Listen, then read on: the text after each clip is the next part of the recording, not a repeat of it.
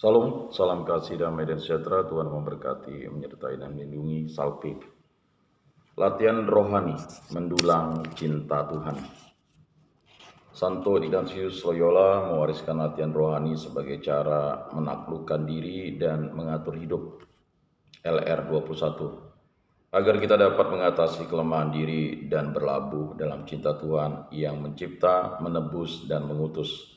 Dalam pengertian ini, mendulang cinta Tuhan dimaknai sebagai usaha merasakan secara mendalam anugerah hidup, iman, dan anugerah-anugerah khusus.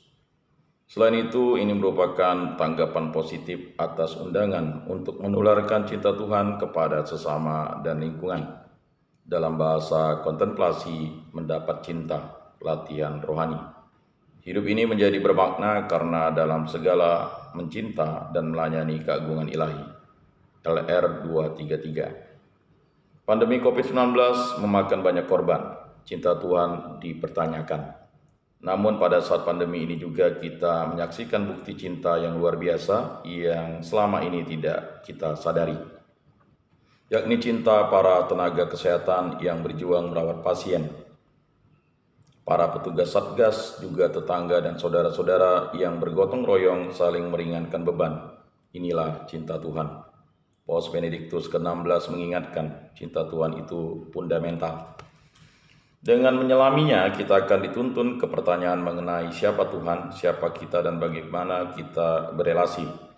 Tak lupa Paus Benediktus ke-16 mengingatkan, kata cinta adalah ungkapan yang paling sering digunakan dan paling sering disalahgunakan. Bandingkan Deus Caritas S nomor 2. Latihan rohani mendulang cinta. Tuhan diharapkan membantu kita berjalan dalam cinta Tuhan dengan lebih mengerti dan mengikuti Tuhan. Bandingkan LR 104. Dalam keterbukaan untuk dididik oleh cinta itu sendiri, latihan rohani ini menyajikan beberapa tema berdasarkan kontemplasi mendapat cinta dari latihan rohani.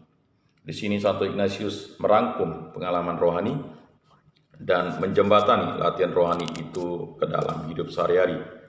Kontemplasi mendapat cinta ditandai oleh doa, ambillah dan terimalah ya Tuhan.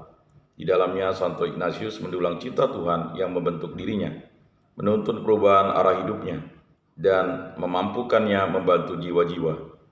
Ayudar alas almas. Dengan mengandalkan rahmat cinta Tuhan sebagaimana tertulis, hanya rahmat dan cintamu, cukup sudah itu bagiku.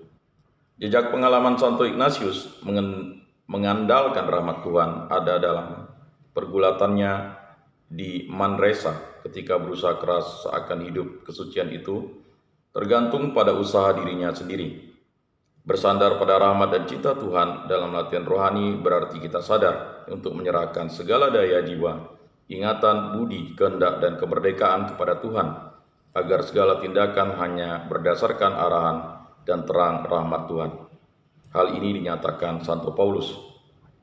Cukuplah kasih karuniaku bagimu, sebab justru dalam kelemahan lah kuasaku menjadi sempurna.